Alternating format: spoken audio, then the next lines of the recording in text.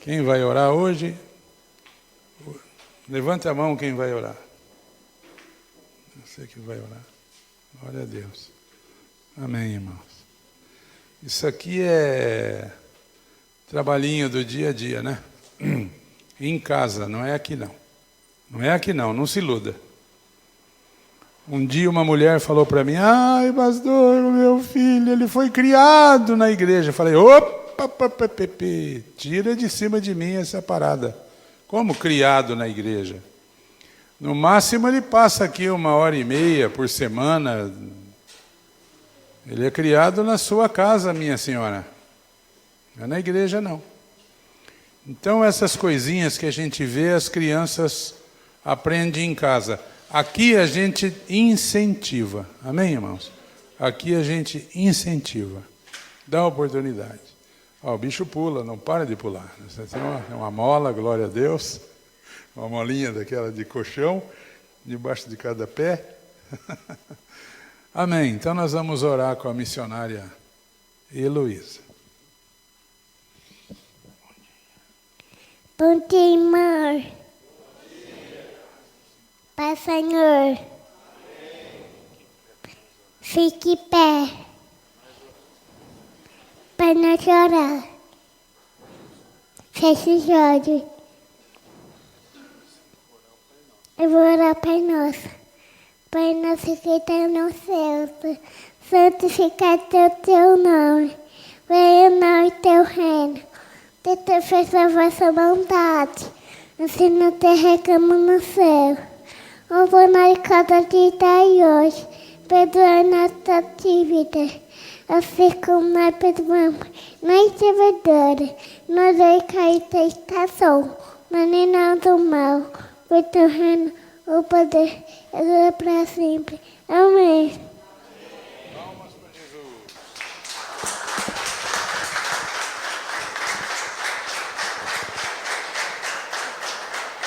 Glória a Deus. Pode sentar. Deus abençoe vocês, crianças. Boa aula. Bom ensino hoje. A Bíblia diz: ensina o menino, a menina, no caminho em que deve andar. Ensina. E até quando ficar velho, não se desviará dele. Amém, queridos? Olha, meus irmãos, nós estamos na semana da macrocélula. E essa semana da macrocélula é uma semana de festa e de alegria para nós, porque começa mais uma célula. Amém, irmãos? Mais uma. O irmão Hélio e a irmã Ariane vão iniciar na casa deles a célula Resgate nessa quinta-feira que vem. Temos conversado com eles, visitamos eles, trocamos ideias, incentivamos a eles, e eles vão fazer da casa deles um polo de irradiação da palavra de Deus. Quem é que ganha?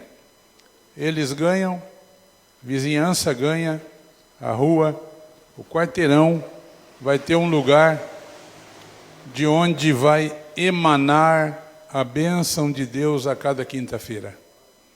Nós estaremos lá na quinta, com a graça de Deus, para ver mais uma célula nascendo. São 15, contando com 2 células infantis, né? 15 células, todas vivas, todas vivas. Essa semana eu estive na Shalom, que eu estou cuidando momentaneamente, enquanto o irmão Camargo, a irmã Beth, resolve algumas coisas na vida deles, alguns problemas sérios, mas eles estão firmes na célula. Amém, irmão? Eles estão firmes. E eu tenho cuidado da célula Shalom, e uma grande bênção tem sido a célula. Na quinta-feira estive lá na JPG, justificado pela graça, do irmão Campos, na irmã Maiara, uma célula viva, tomando corpo, a gente vê a raiz afundando para baixo, e assim Deus vai fazendo a obra. Eu aprendi muito cedo no Evangelho, que quem faz a obra é o Espírito Santo. Aqui é Lá na minha vida particular, de repente eu posso querer resolver meio por conta própria, mas aqui não. Aqui quem faz a obra é o Espírito Santo. Tudo a seu tempo, tudo na sua hora, tudo no modo de Deus. Amém? Então nós estamos contentes por mais uma célula que começa na quinta-feira. Na sexta-feira teremos a nossa terceira macrocélula do ano. Irmãos, participe. Participe e traga o pessoal da tua célula. Traga o pessoal que congrega com você lá na sua casa. Irmãos lá de Candumota, avise eles, incentive para que estejam aqui na sexta-feira. Vamos fazer a terceira macrocélula. Vamos ouvir testemunhos. Veja lá na célula um irmão, uma irmã. O próprio líder pode dar testemunho da importância da célula na vida espiritual deles. O quanto a célula contribui. E a célula contribui muito. Porque de um domingo até outro, fica longe. Fica longe de um domingo até outro para congregar. A célula é aquela bênção no meio da semana. Amém, irmãos? Além da terça-feira, que temos oração e estudo bíblico, uma bênção. Da sexta-feira, noite do impossível, e etc, e etc. Então, sexta que vem, com a graça de Deus, em primeiro lugar, nós teremos a nossa macrocélula. Quem crê que vai ser uma bênção, diga amém. Não, esse é o amém do culto, que vocês estão meio sonolento aqui. Vamos dar o amém da macrocélula, amém? Amém! Oh, esse é o amém de sexta-feira. Reserva esse amém para sexta-feira. Amém? Glória a Deus. Louvado seja o nome do Senhor. Né? Graças a Deus. Irmãos, vamos meditar na palavra de Deus hoje. Glória a Deus, né? Glória a Deus por sua santa palavra. Nós vamos meditar um pouco hoje, pegando uma carona no tema da mensagem de sexta-feira passada. Só no tema. O tema da mensagem de sexta-feira, trazida pela irmã Cíntia Flores, da célula Shalom, nós escalamos ela, trouxe uma bela palavra, e ela falou sobre a fé. Sobre a fé. O valor da fé, a importância da fé, uma palavra muito edificante. E eu, enquanto os líderes estão pregando, irmão, eu estou aqui nessa cadeira, sentado ali, e Deus ministrando no meu coração. Se vier o Benihim em Assis numa noite de quinta-feira, eu vou deixar ele falando sozinho. Não, ele não vai falar sozinho. Vai ter uma multidão lá com a sacola aberta para receber alguma coisa. Mas se ele vier num dia de sexta-feira e tiver um líder nosso aqui trazendo a palavra, eu venho aqui para ouvir o nosso líder, porque esse líder ele não tem 5.000 sermões, já que foi até publicado. Não, ele tem só aquele que ele vai pregar. Então ele vai orar, ele vai buscar Deus, ele vai tremer, ele vai ficar branquinho aqui, que o sangue some um pouquinho, e vai falar realmente daquilo que Deus vai dar. Então, na sexta-feira ouvimos sobre a fé. E hoje eu queria fazer uma pergunta para vocês: como é que Jesus avalia uma grande fé? O que é uma grande fé? Aos olhos de Jesus, o que é uma grande fé? Uma fé importante, uma fé que chame a atenção do Senhor.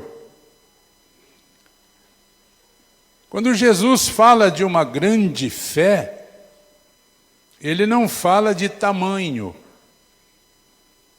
de quantos litros, quantos metros, quantos quilos essa fé tem. Porque lá em Lucas 17 ele diz que aquele que tiver fé do tamanho de um grão de mostarda tem uma grande fé. A fé como um grão de mostarda é suficiente para mover os montes, disse Jesus. E para essa pessoa nada será impossível. Quem tiver fé como um grão de mostarda. Ele não está falando de modelo, ele está falando de volume, de tamanho. E o grão de mostarda é a menor semente das hortaliças, pelo menos naquela região do mundo, naquela época. Né? Então, quando Jesus se refere ao grão de mostarda, ele está querendo falar de uma coisa o quê? Pequena, sem volume, sem peso. Mas Jesus disse que a mostarda, tendo a semente menor de todas, ela forma um arbusto, ela forma um pequeno arbusto, e as aves vêm fazer o ninho nela. Olha que coisa impressionante. O efeito de uma pequena semente. Eu sempre digo para os irmãos que a semente, e até no meu livro tem um capítulo que trata sobre isso, que a semente é o item mais importante criado por Deus depois do homem. Qual é o item mais importante criado por Deus depois do homem? Uma semente. Por quê? Porque a semente, irmãos, faz um pacto com o solo onde ela é plantada. Aí que está o poder da semente. É o pacto que ela faz com o solo. Então você pega uma sementinha, essa que voa assim, o vento leva, não tem nem peso. Você planta uma semente dessa no teu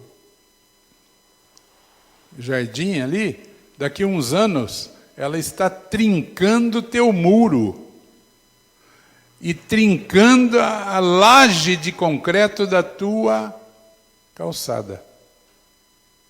O que ela produziu. Mas de onde vem o poder da semente? Do pacto que ela faz com o solo. Então você pega uma sementinha que não é nada, põe no chão, ela vira uma coisa só com o planeta Terra. A fé é a mesma coisa. Quando Jesus diz, aquele que tiver fé como um grão de mostarda, vai mover os montes e para essa pessoa nada será impossível. Quando ele fala isso, ele derruba aquela crença nossa que eu preciso de uma fé do tamanho de uma melancia. É comum, né? É comum a pessoa dizer, Senhor, me dá mais fé, mais. Quando você fala mais, você tem que dizer mais quanto, senão você cria uma confusão. Concorda comigo ou não? Você chega lá na loja e fala assim, eu quero carne, lá no açougue. Ah, qual? Essa aqui. Quanto? Não, eu quero carne. Mas quanto? Não, você já não ouviu? Eu quero carne. Você acabou de criar uma confusão ali, uma celeuma. Quem fala quanto é obrigado a dizer quantos quilos, metros, litros. Senão está criada a confusão. Você chega diante de Deus e fala, Senhor, eu quero mais fé. Mais quanto? Isso é confusão. Isso é uma oração católica romana. Certo? É uma oração da tradição católica romana. Aí você já arruma um par de muleta para você. Por quê? Porque quando você não obtém determinada resposta, não vem uma resposta satisfatória, você vai falar com o líder religioso teu. Ah, eu fiz a campanha, a novena, a dezena, o milhar, não aconteceu nada. Aí o teu líder já tem uma resposta prontinha para você. Ele fala assim: você precisa de mais fé. Você precisa de mais fé. É que você não tem fé suficiente. Mas ele não te fala mais quanto. Aí você sai dali confuso. Sempre que você não obtém algum resultado positivo, você já tem uma muleta para pegar. Você fala: eu sei por quê. É porque eu não tenho fé suficiente. E daí você fica igual o cachorro correndo atrás do rabo. Eu peço, mas eu não recebo, mas eu sei por que eu não recebo, porque eu não tenho fé suficiente. Aí você criou um círculo vicioso que não te leva a lugar nenhum e que não tem nada a ver com nada.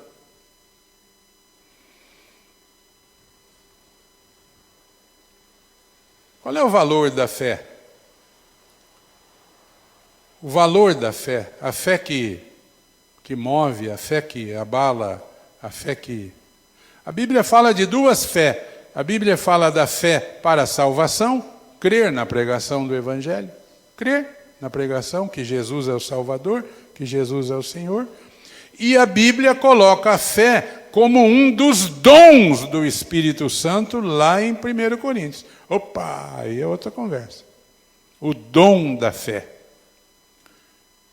O dom da fé.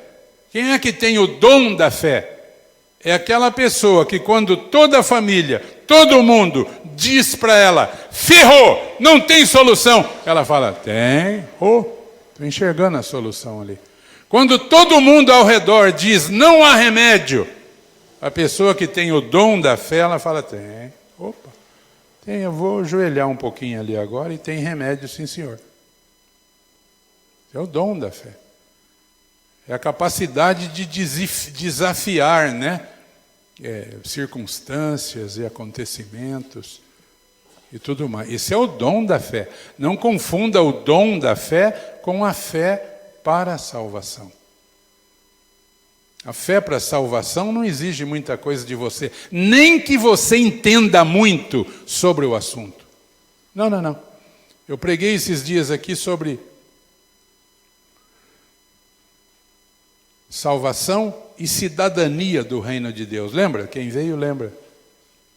Ou talvez você veio, mas não lembra nada também. Você estava preocupado com o Corinthians e Flamengo.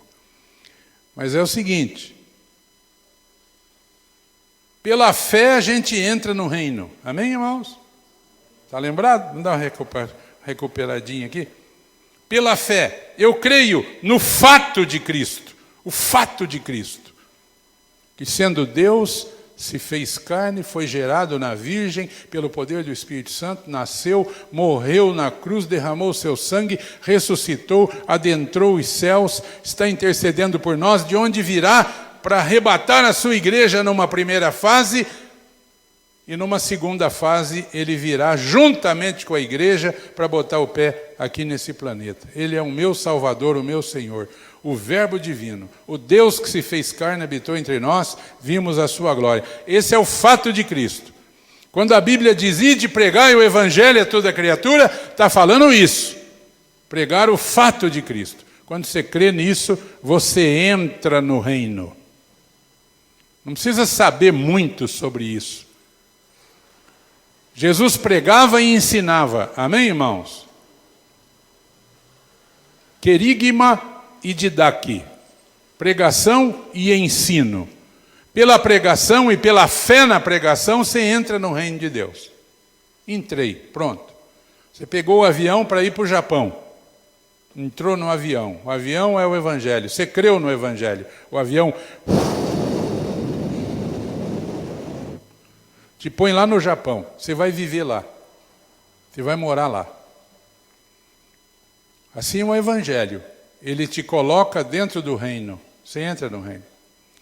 Agora o avião chega lá, você tem que vazar fora. E agora você vai ter que aprender o estilo de vida do novo país.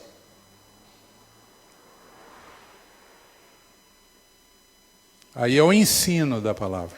Pelo ensino da Bíblia, pela absorção dos ensinamentos da Bíblia, você vai começar a viver o estilo de vida desse novo reino.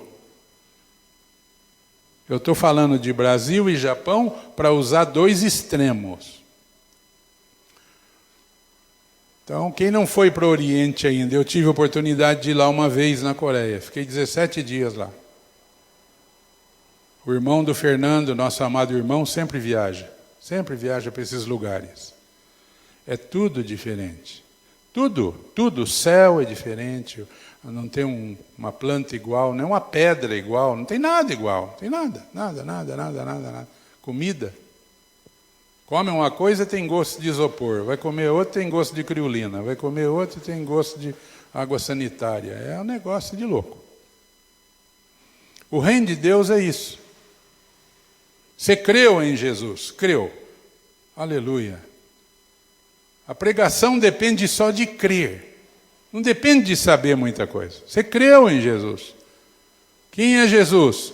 Jesus perguntou para a turma dele: ô Tigrada, que dizem o pessoal que eu sou aí? Ah, Senhor, um fala que o Senhor é um malandro, outro que o Senhor é um vivo, outro fala que o Senhor é um explorador, outro fala que o Senhor é o João Batista.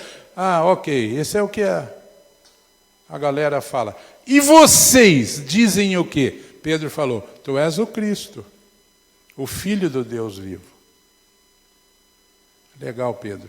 É sobre essa rocha, é sobre essa declaração que eu vou edificar a minha igreja, e as portas do inferno não prevalecerão contra ela. Legal, Pedro. Você creu, acertou na mosca. Eu vou te levar para dentro do reino de Deus agora. É o avião, amém, irmãos? Te bota lá no Japão. Agora você desembarca, sai lá no aeroporto, e agora? Você não sabe nada. Você tem que aprender a viver o estilo de vida do reino. O reino de Deus e o país do Japão é a mesma coisa. É um outro governo, tem um outro rei, com outros costumes e hábitos. Aí você vai aprender a viver o estilo de vida do reino. Quando os romanos conquistavam uma cidade na antiguidade, dizem os historiadores que eles pegavam 300 cidadãos romanos de confiança e colocavam lá naquela cidade lá em postos chaves ali, para que eles passassem para aquela população o quê? O estilo de vida romano. Como era ser romano? Língua, costumes, hábitos, etc. O planeta Terra, irmãos, é o quê? É uma colônia em relação ao reino dos céus. É uma colônia.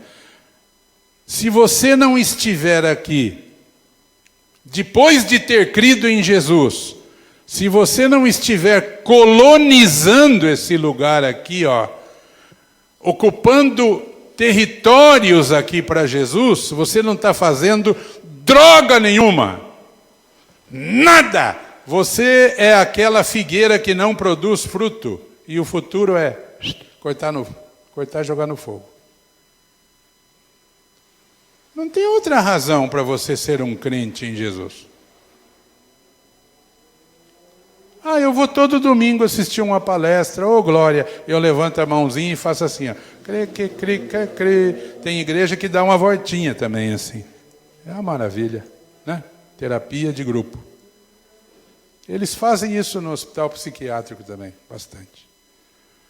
Não, irmão. Como diz o grande filósofo, o buraco é mais embaixo, né? Não é assim. A razão de nós, crentes, estarmos aqui. Quando você lê o capítulo 17 de João, a oração sacerdotal de Jesus. Você sabia que Jesus orou por você? Irmão Antônio, Jesus orou pelo senhor, já pensou? Jesus orou por você, Lauro, você já pensou? Ele orou por você, está lá. Ele ora: Senhor, eu oro, eu peço não só por estes, mas por todos quantos o Senhor chamar. E daí na oração sacerdotal ele diz: Pai, eles estão no mundo, no planeta Terra, mas eles não são do mundo. Estão, mas não são. Sabe aqueles 300 cidadãos que Roma colocava numa cidade conquistada? Somos nós. Para quê? Para passar para aquela cidade o estilo de vida romano. Assim nós. Jesus disse que nós somos sal, nós somos luz. Sal da terra, né? Que o sal evita a decomposição, o apodrecimento. A luz que ilumina, que dá um rumo. Nós somos isso. Não queira jogar sobre as costas de Jesus aquilo que ele disse que é tua responsabilidade e minha. Ô Jesus, ilumina lá. Mas não está escrito que é ele que ilumina. Somos nós que já temos a luz. Nós. O vizinho não lê a Bíblia, ele lê você. Ele não tem uma escritura, ele lê você, ele vê você que é o crente e coisa e tal. Então, irmãos, como Jesus avalia uma grande fé? Ele avalia uma grande fé. Para Jesus, uma grande fé é aquela capaz de suportar as provas sem perder o brilho. Essa é a grande fé. A grande fé para Jesus é aquela capaz de suportar as provas sem perder o brilho. Eu dizia agora há pouco que a fé não é o tamanho dela. Ô Senhor, me dá uma fé como um caminhão de melancia. Não. A fé é a característica da fé. A fé e um diamante é a mesma coisa. Mesma coisa. Qual é o valor de um diamante? Onde está o valor do diamante? Nas suas características.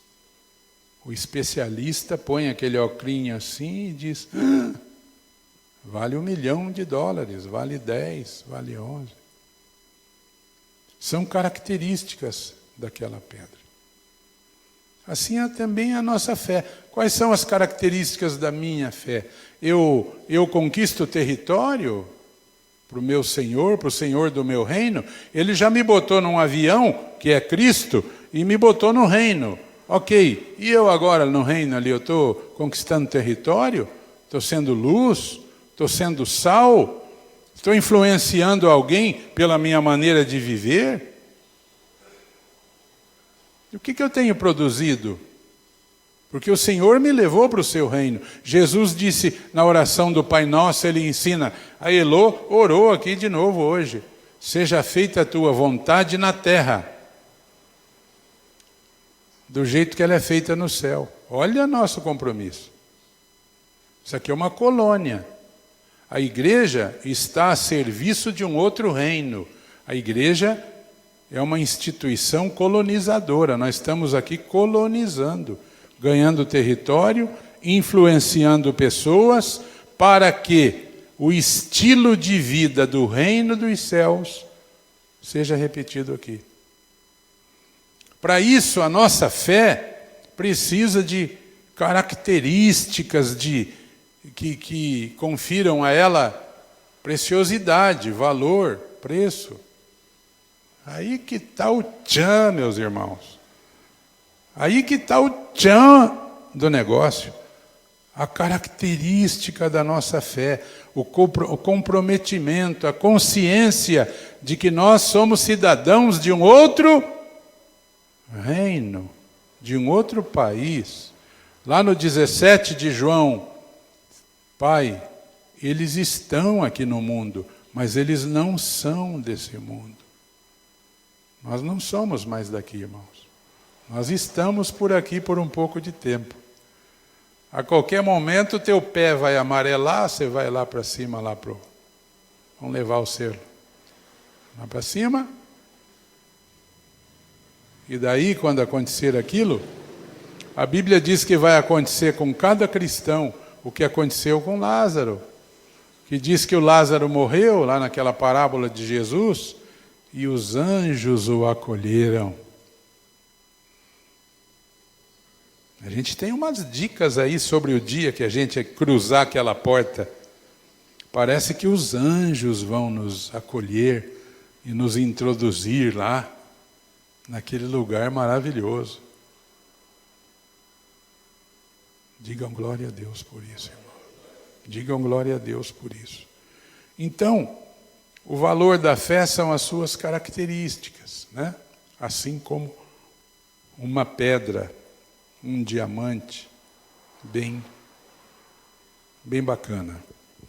Eu vou ler aqui o Salmo 25, versículo 14. Salmo 25, versículo 14.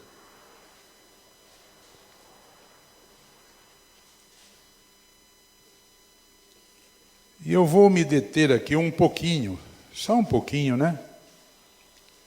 Quando eu falo um pouquinho, vai quase uma hora, né? Mas não, prometo que não vai ser, não. Salmo 25, versículo 14.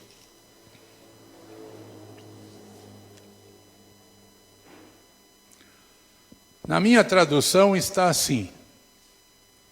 Está diferente daquela do Bauer. Ainda bem que está diferente. Ainda bem, porque daí a gente entende melhor, né, Bauer? A tradução ali que o Bauer colocou, que é a ARC, né, Revista Corrigida, diz assim: o segredo do Senhor é para os que o temem, e Ele lhes fará saber o seu conserto. Na versão Revista e Corrigida diz assim, ó: a intimidade do Senhor é para os que o temem, aos quais Ele dará a conhecer a sua aliança.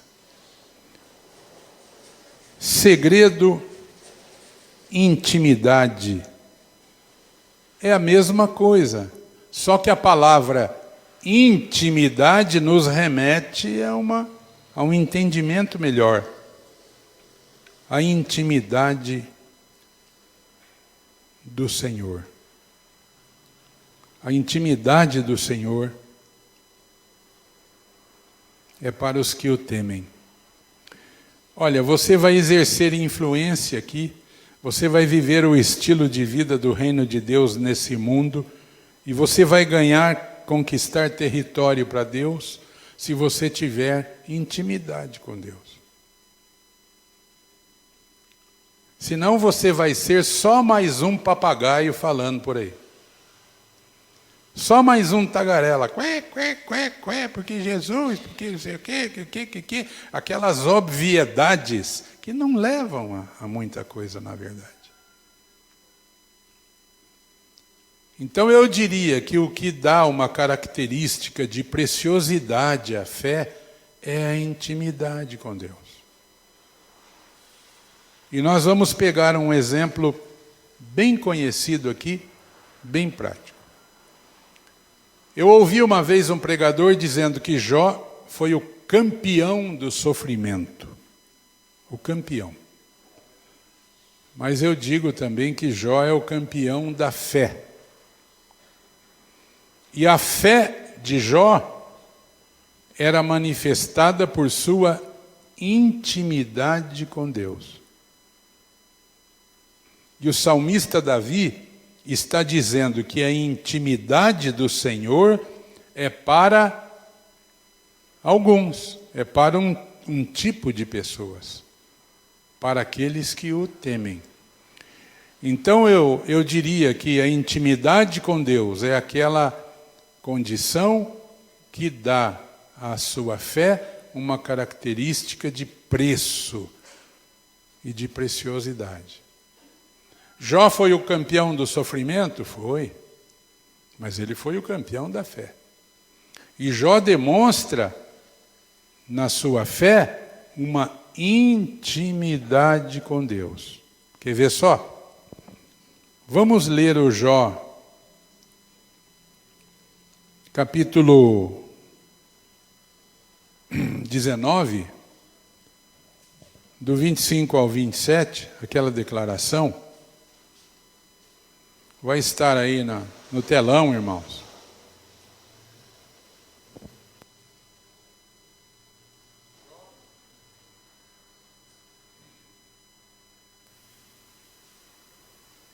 Alô?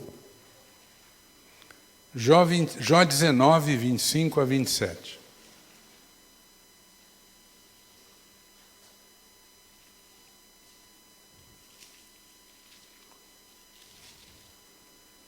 Achamos?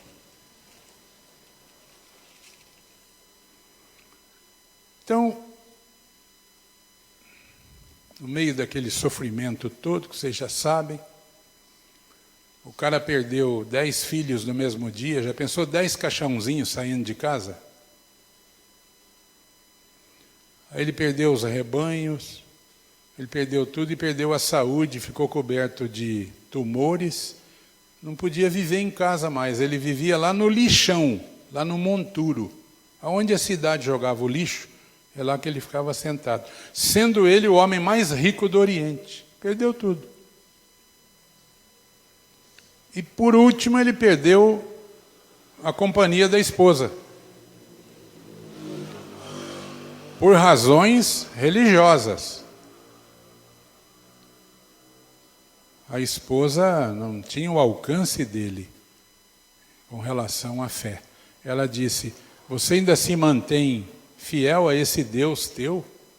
Que Deus que é esse? Amaldiçoa essa porcaria desse Deus e morre, é melhor. Não entendeu nada, né? Como multidões que estão esquentando o banco das igrejas também não entenderam nada até hoje. E eu lamento dizer que multidões não vão entender nunca as coisas da fé. Não vão entender nada. Mas o Jó, no meio de toda aquela desgraça, tragédia, perda, prejuízo e mais um pouco, ele disse assim: porque eu sei que o meu Redentor vive, e por fim se levantará sobre a terra. Depois, revestido este meu corpo da minha pele, em minha carne verei a Deus. Vê-lo-ei por mim mesmo, os meus olhos o verão, e não outros. De saudade me desfalece o coração dentro de mim. Digo amém? O que nós lemos agora há pouco no Salmo 25, 14? A intimidade do Senhor é para aqueles que o temem. O que nós falamos agora há pouco sobre o valor da fé? É o tamanhão? Oh, irmãos, eu tenho uma fé zona. Não. O valor da fé está onde? Nas suas características, como o diamante. Ok? Amém, irmãos? As características da sua fé que conferem a ela preciosidade, excelência e peso. Jesus falou: se a tua fé tem características especiais, ela pode ser como um grão de mostarda, pequenininha. Os montes vão se mover. E para essa pessoa nada será impossível. Então vamos aprender sobre características da fé com o campeão do sofrimento, que é o irmãozinho Jó. Características da fé que conferem à fé essa capacidade de remover montes, de superar situações, humanamente falando, insuperáveis, como o Jó. Repita comigo: 6 características da fé de Jó. Repita comigo. Primeira. Quem está vivo, diga amém. Quem não estiver se sentindo bem, não fala nada não, que vai que você morre. Mas quem está vivo, fala. Primeira, a convicção da fé. Segunda, a posse da fé. Terceira, o foco da fé. Quarta, o alicerce da fé. Quinta, a expectativa da fé. E sexta, a motivação da fé. Está tudo dentro desses 2 versículos aí. Está tudo aí. Se você quiser anotar, número 1, a convicção da fé. Número 2, a posse da fé. Número 3, o foco da fé. Número 4, o alicerce da fé. Número 5, a expectativa da fé. E número 6, a motivação da fé. Então, primeiro, isso aqui são o que, irmão? Aspectos, características que dão valor a um diamantezinho chamado fé. Características. Você põe 2 diamantes na mão do especialista. Aos olhos do leigo é tudo igual. O especialista olha assim, fala assim, R$1.500. Pega outra pedra e fala assim, R$450 mil. Características da fé. Lembra que a intimidade, como é que é? A intimidade do Senhor, já esqueceu, está vendo só? Que luta, meu Deus. A intimidade do Senhor é para aqueles que o temem. Amém? É dessa intimidade que brotam essas características que envolvem a nossa fé, transformando ela numa pedra preciosa.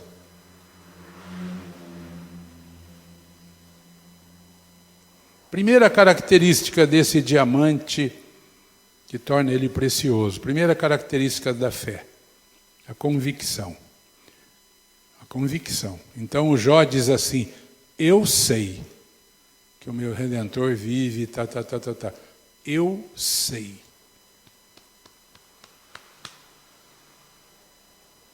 Eu sei.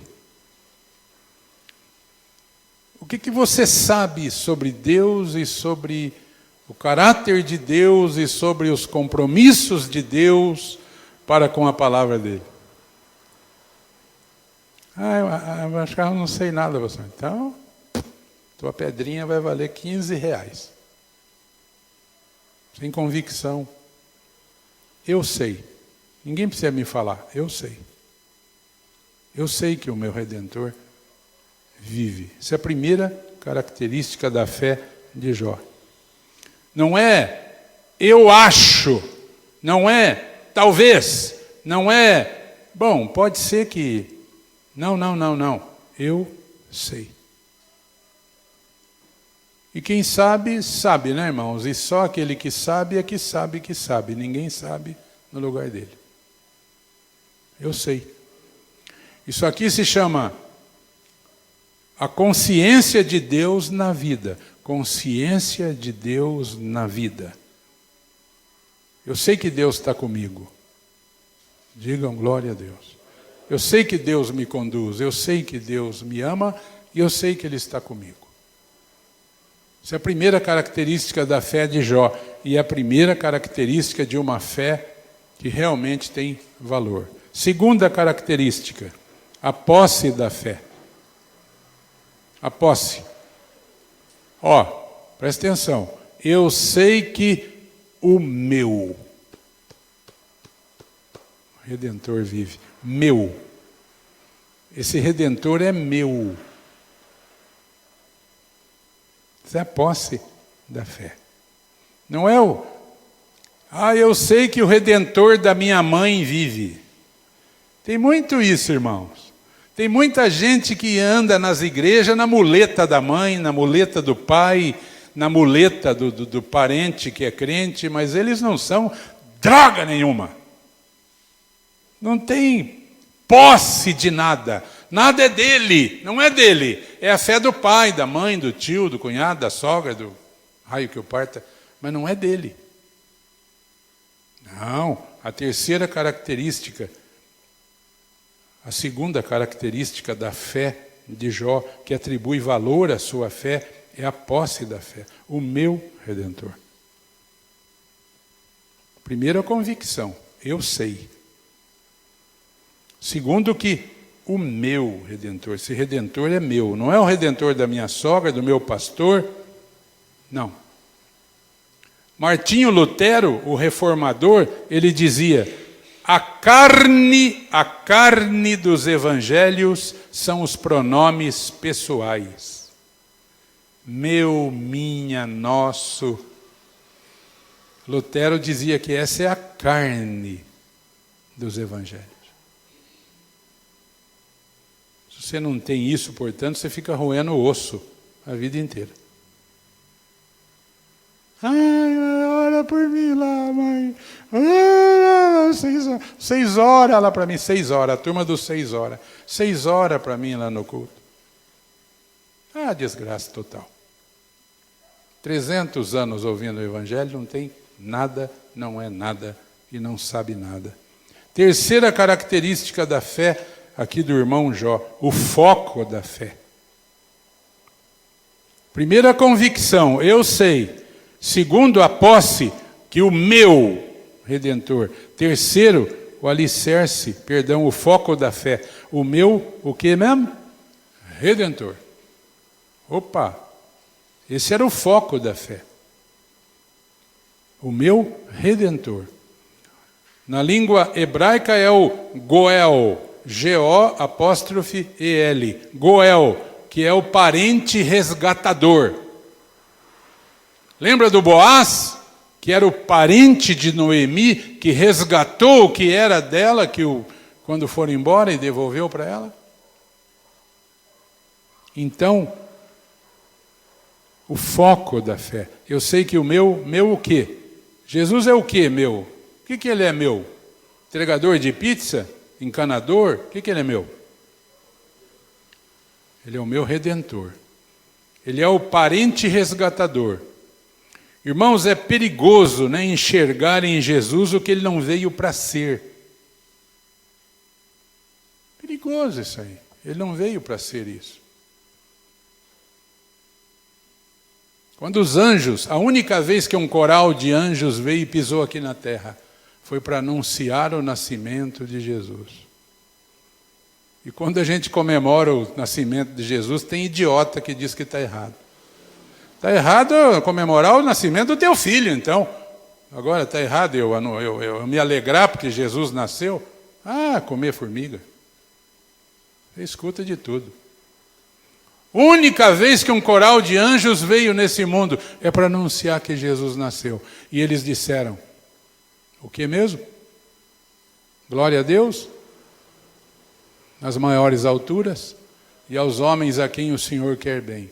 Eis que hoje na cidade de Davi vos nasceu o Salvador, o Redentor, que é Cristo Jesus.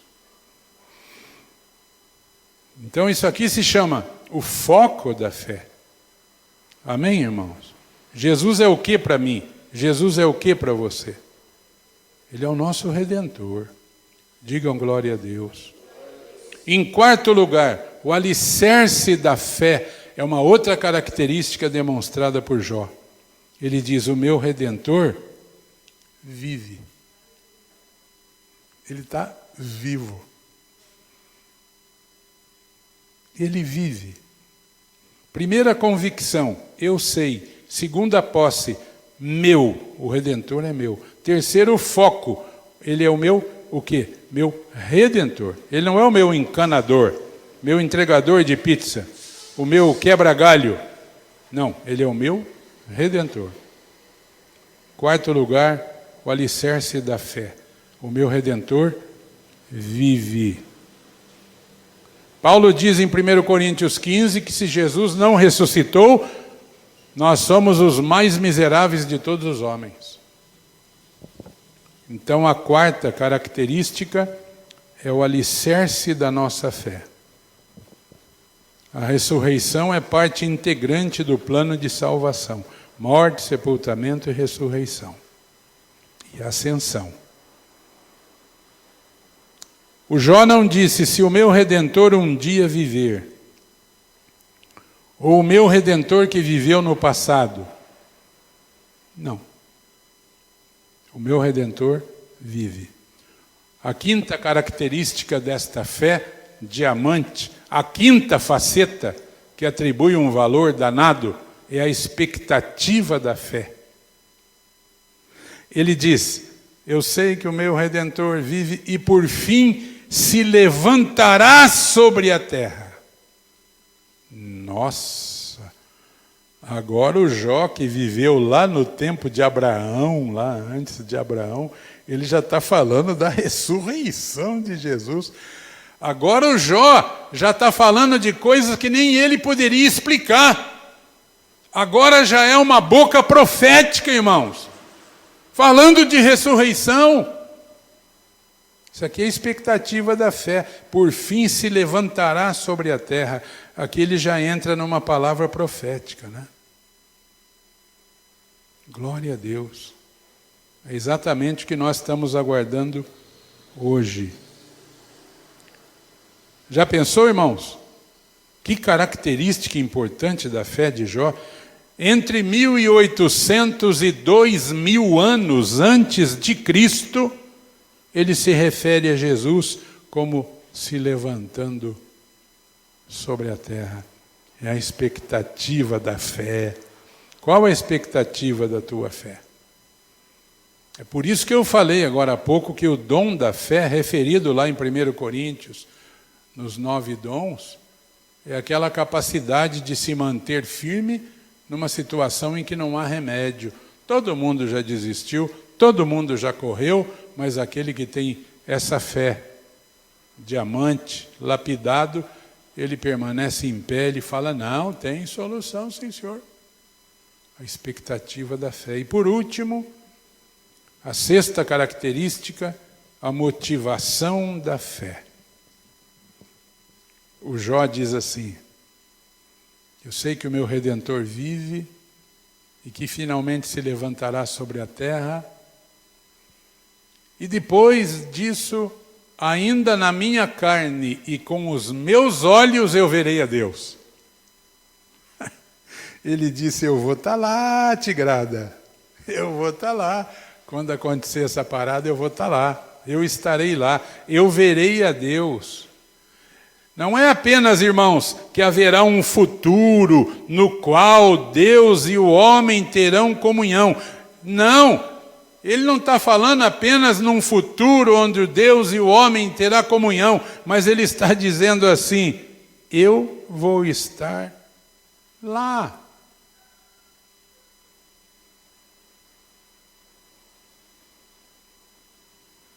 Como dizia o irmão, como é que é o nome dele? Até esqueci dele, de tanto que eu falo com ele. O irmão Dionísio Tersarioli, ele tem uma expressão, né, que imaginar não é pecado, né? Lembra? Imaginar não é pecado. Você não pode acrescentar as coisas na Bíblia, mas imaginar não é pecado. E eu fico imaginando o dia que Jesus, a Bíblia diz que Jesus morreu, foi sepultado, e Pedro diz que ele desceu até as profundezas, no lugar dos mortos, no lugar onde Satanás mantém almas acorrentadas, e ele proclamou a vitória do Evangelho lá. Aos espíritos em prisão. E depois ele passou pelo seio de Abraão, aquele lugar onde estavam os espíritos daqueles que esperavam em Deus antes de Jesus. Ficaram lá num lugar chamado seio de Abraão, porque Jesus não havia vindo ainda, ninguém subiu ao céu, senão o que desceu do céu, né? Mas Jesus passou lá para pegar a turma toda e falar, ó, arruma a mochila, tigrada, vamos embora. E ele levou cativo o cativeiro e deu dons aos homens. Eu acho que quando brilhou a glória do Senhor naquele lugar, do Senhor ressurreto, o Jó deu um pulo dessa altura assim. Ele estava num cantinho lá, ele falou, eu não falei que o meu Redentor vive? Eu não falei que ele se levantaria sobre a terra e eu o veria. Isso aqui, irmãos, é a motivação da fé. Na hora da operação de Deus, na hora da vitória de Deus, eu vou testemunhar. Eu vou ver a glória de Deus. Digo amém? Amém? Que tamanho tem que ser a sua fé, meu irmão, minha irmã? Você anda pedindo para Deus, Senhor, aumenta o tamanho da minha fé. Você anda fazendo essa oração católica romana ainda? Não. Vai lá no Lucas 17:6, se não me falha a memória. Vê se é lá, ô Bauer. Se não for, eu estou lascado. Mas pelo menos todo mundo sabe que está lá na Bíblia, né? Ai, graças a Deus que é. Respondeu-lhes o Senhor, se tiverdes fé como um grão de mostarda, direis a esta amoreira, arranca-te, lança-te, transplanta-te no mar, e ela vos obedecerá. Fé como um grão de mostarda. Não me venha ninguém para mim falar de mostarda e nem querer espiritualizar. Ele está falando aqui de fé pequena. Ele se referia a algo pequeno, bem pequenininho. Em outra ocasião, ele diz que a semente da mostarda é a menor das hortaliças, mas as aves do céu se aninham ali e fazem o seu ninho. Irmãos, eu oro a Deus nessa manhã. Eu peço a Deus nessa manhã e vou pedir agora que Deus te conceda uma fé com características preciosas. Mas como é que eu obtenho isso, Senhor? Meu Deus, como é que eu obtenho isso? Salmo 25:14. A intimidade com Deus. Amém, irmãos? Ele concede para aqueles que o temem. O filósofo cristão, judeu cristão, Peter Senge, ele disse: a dimensão perdida da religião é a dimensão da profundidade. E para ter profundidade você tem que fazer paragem. Desligar a máquina. Senão, nunca você vai obter uma experiência de maior profundidade com Deus. Qual é o trabalho de Satanás hoje em dia? Eu vejo um trabalho de Satanás. É o mesmo trabalho do faraó do Egito. É uma coisa. O diabo velho continua o mesmo com as mesmas táticas. Quando Moisés falou para ele, libera o povo para prestar culto, o faraó falou o quê? Cambada de vagabundo. Vocês estão precisando de serviço. E hoje trabalha o homem, trabalha a mulher, trabalha domingo, sábado, feriado, Natal, Ano Novo, e não há o que chega. Já percebeu ou não? Não há o que chega. Se parar uma carreta de dinheiro na porta da casa, não dá, não dá, não deu, não dá, não dá. Isso não é de Deus. As pessoas não conseguem fazer paragem mais. Não conseguem parar. Eu li há pouco tempo sobre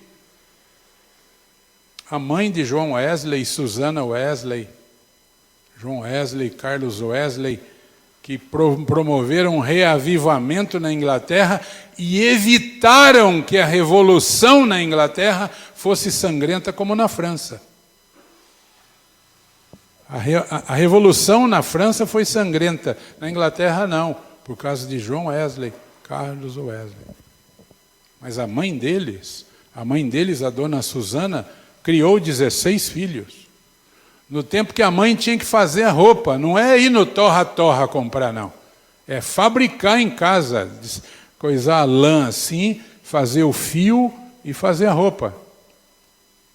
Ela criou 16 filhos, no temor do Senhor. E todo dia ela tinha 1 hora que a molecada calava a boca. E ela ia orar e ler a Bíblia. No mais absoluto silêncio.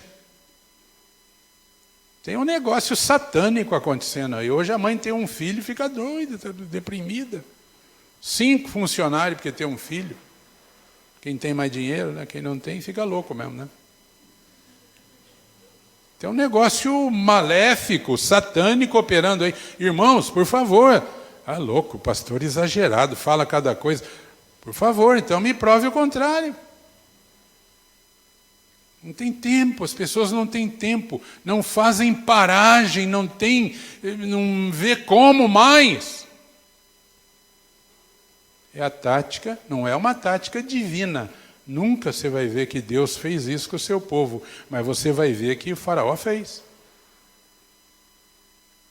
Ah, você quer fazer obra de Deus? Ah, você quer cultuar? Isso é coisa de vagabundo. Eu vou aumentar o teu serviço. Chama os feitores lá, aumenta a carga, aumenta. O faraó fornecia palha para eles fazerem os tijolos. Agora não ia fornecer mais. Te vira, negão. Sai por aí, arruma a palha e a quantidade de tijolo vai ser o mesmo. Isso é coisa do capeta, irmão. Dá uma analisada na tua vida. Porque se você não atingir uma dimensão de profundidade mínima nas coisas de Deus, você não vai ter intimidade com Deus. E você nunca vai ver o teu diamante polido, burilado adequadamente para agregar valor. Pense nisso. Na cabeça do diabo, oração e estudo da Bíblia é vagabundagem. Eu já não falei para vocês que há muitos anos eu estava em casa. Eu sou uma pessoa da manhã, irmãos. Eu levanto cedo, vou estudar, vou meditar, vou coisar. Eu não sou da tarde, não. À tarde eu fico em stand-by, eu fico ali para algum chamado, alguma coisa, preparando já para o culto. Eu sou muito da manhã. E chegou um irmão de manhã em casa, bateu palma lá, a Leni saiu. Ô, pastora, pastor Miranda está aí? Ela falou, tá, ele está estudando, está orando. Que bom que ele não está fazendo nada. Vim convidar ele para uma visita. É isso que as pessoas pensam. Ele não está fazendo nada. Quem está fazendo sou eu, que trabalho que nem um louco na minha vida e que nada resolve. Salomão fala de correr atrás do vento. Pensa nisso. Correr atrás do vento. Esses dias eu aconselhei um pai. Aconselhei não. Tem coisa que você tem que tomar cuidado para falar, né, irmãos? Vem eu falar de cuidado, eu não tenho cuidado com nada, né? Mas tem coisa complicada, né? Um pai, irmãos, que trabalha que nem louco, ele com a mulher, ele tem um ramo de trabalho que é de segunda a segunda, de segunda a segunda, de dia, de manhã, de tarde, de noite. E ele veio dizer para mim que ele se preocupa de deixar as coisas para os filhos e que toda a correria dele é para os filhos e tal. Eu não perdi a oportunidade para ajudar ele a refletir um pouco. Os filhos já criados, grandes, formados, trabalhando. Eu falei, o teu pai preparou o que para você mesmo? Ele falou, nada, pastor. Eu saí cedo de casa, trabalhar. Ah, tá bom. Eu espero que ele reflita um pouco, né?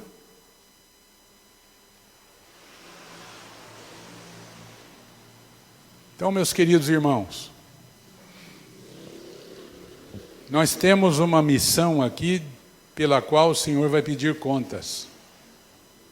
Deus vai pedir contas para mim e para você. Porque no momento que você conheceu o Evangelho e recebeu Jesus e entendeu minimamente o Evangelho, então agora vai ser pedido contas para você. Você já voou no avião do Evangelho, já desembarcou no Japão. Agora É preciso conquistar território para Deus, ser luz e ser sal. Mas isso depende de uma boa medida de intimidade com Deus.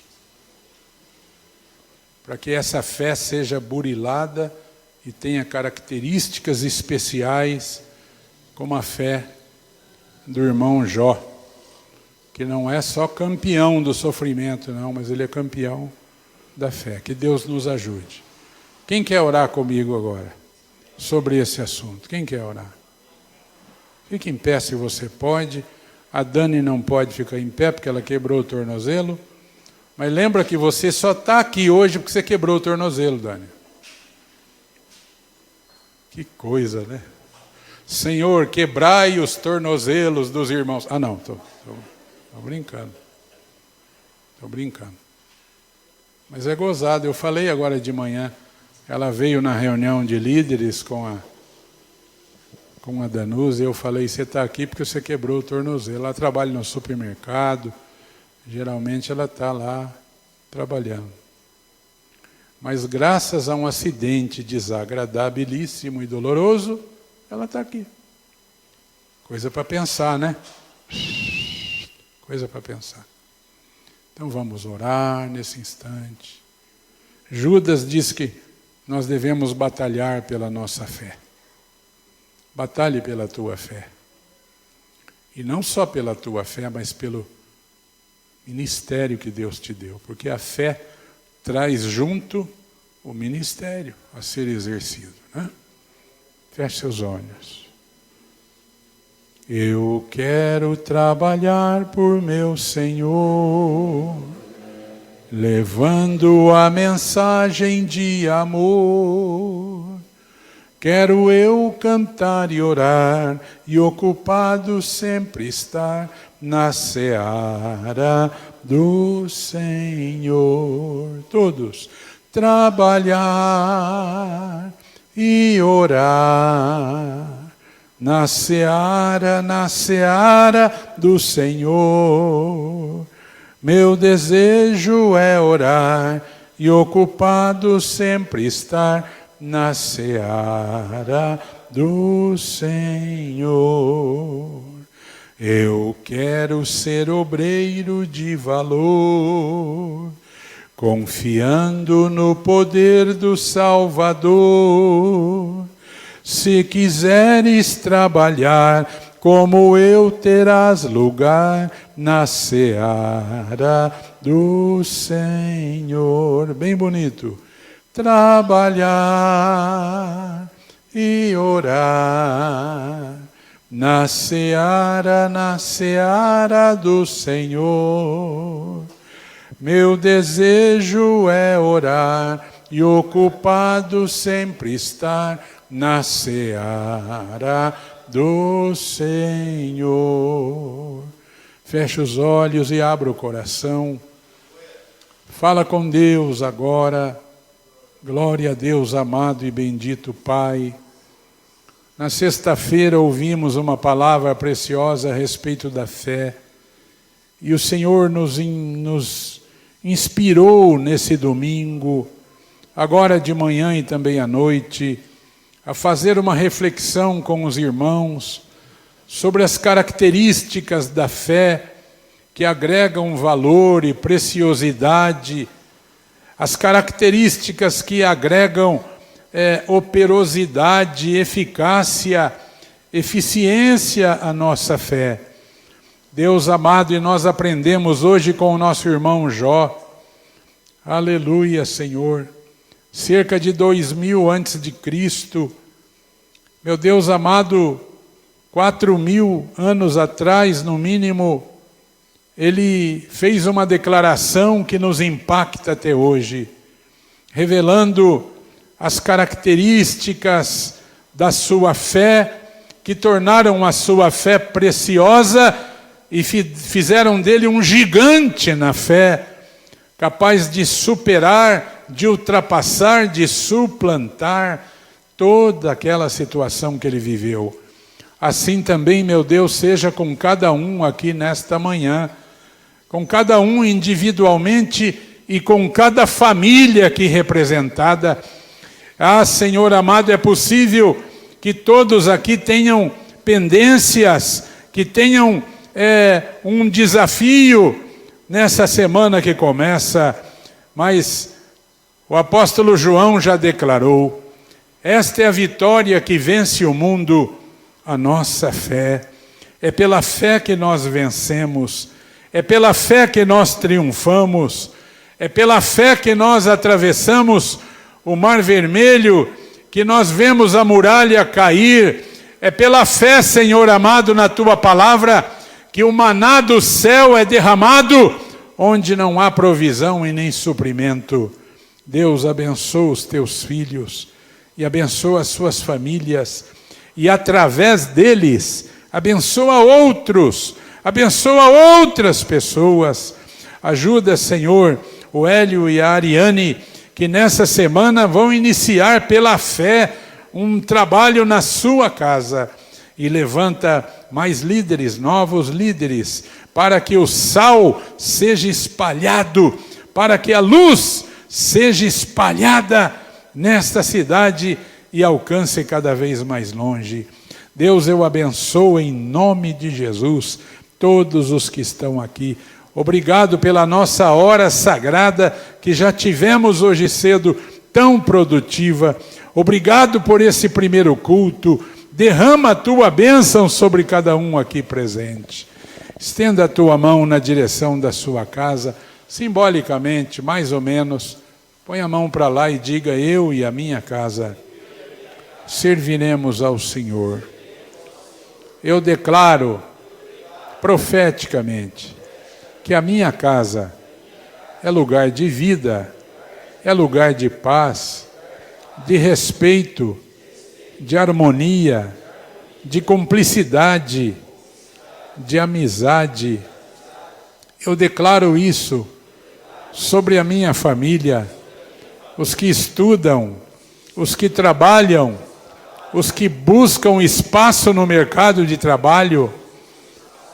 Eu declaro que a bênção está sobre a minha casa, que o Senhor é o nosso pastor e que nós não vamos sentir falta de nada. Oh Deus, abençoe a minha vizinhança, a minha rua, a nossa cidade, o nosso país. Ajuda o nosso governo a implementar políticas sábias que vão abençoar a população como um todo. Ajuda o nosso presidente a se recuperar fisicamente. Seja com ele, Pai, e seja com todos nós, em nome de Jesus. Diga em nome de Jesus: seu nome é